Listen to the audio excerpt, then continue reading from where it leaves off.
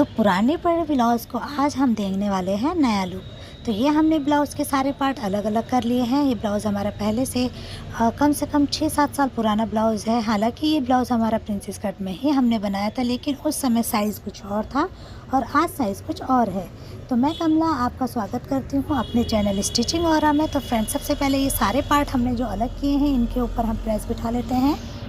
तो ये बाजू वाला पार्ट है हमारा, और एक एक करके हम इन सारे पार्टों को प्रेस से जो भी इसमें हो रखा है ना, थोड़ा बहुत मुड़ा हुआ है, वो सीधा हो जाएगा।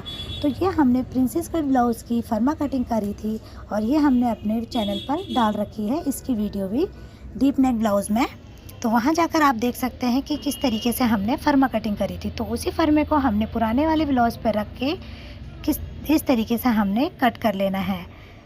तो आप देख सकते हैं मार्जिन इसमें ऑलरेडी है, हमने हुकाई लगा के वहाँ से हमने उतना छोड़ दिया। तो ये हमारा एक तरफ का पार्ट कट के रेडी हो गया है और थोड़ा सा हमने इसको गोलाई भी दे दी है। तो इस तरीके से ये हमारा एक तरफ का पार्ट रेडी हो गया।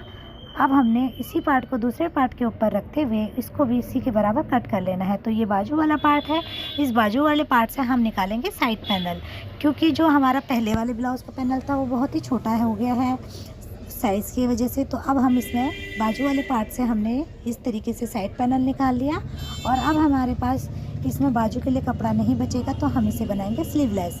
तो ये फ्रेंड हमने पार्ट अलग कर लिए हैं। अब इसी तरीके से दूसरा पार्ट भी हमने इसके ऊपर बिठा के कट कर लेना है। और ये रही बैक वाला पार्ट। बैक वाले पार्ट को हमने किस तरीके से कट करना है, तो ये हमने बैक वाले पार्ट के ऊपर बैक वाला पार्ट रखा है। ये हमारा उस समय पर जो नेक था वो डीप नहीं था, तो अब हम इसको डीप नेक बनाएंगे। तो ये हमने पार्ट कट कर लिया है बैक का। तो इस तरीके से इजीली हमारा कट हो चुका है। अब ये बैक में से जो एरिया बचा है ना, इसी से हम निकाल लेंगे इसके उरेब पट्टी।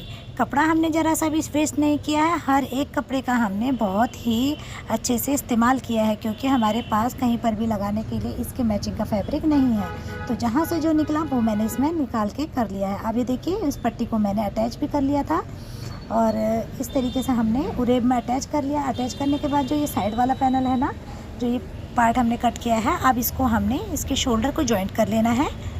और शोल्डर हमने इस तरीके से जॉइंट किया है कि जो बैक की पट्टी है वो हम इसको इसके अंदर को मोड़ लेंगे। तो यहाँ पर दोनों पट्टियाँ हमने जॉइंट कर ली। और जॉइंट करने के बाद अब हम जो हमारा साइड वाला पैनल था इसके ऊपर एक रफ स्टिच रख लेंगे, क्योंकि इसमें जो हमारा अस्तर वाला फैब्रिक है ताकि वो भी जुड़ जाए।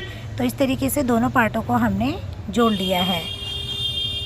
अब जोड़ने के बाद हमने इसे आपस में मिला देना है। जो हमारा प्रिंसेस वाला पार्ट है ना, इसको हमने आराम से, मतलब धीरे धीरे स्टिचिंग लेते हुए गोलाई वाले पार्ट को स्टिच कर लेना है। तो ये हमारे दोनों पार्ट हमने स्टिच कर लिए हैं। अब हमने इसमें साइड वाला फिटिंग देनी है और नीचे पट्टी लगानी है, और बाजू में भी इसमें हमने एक पट्टी उरेब वाली लगा लेनी है। और हुकाई तो ऑलरेडी हमारा इसमें लगा ही हुआ है और ये बैक वाला पार्ट है।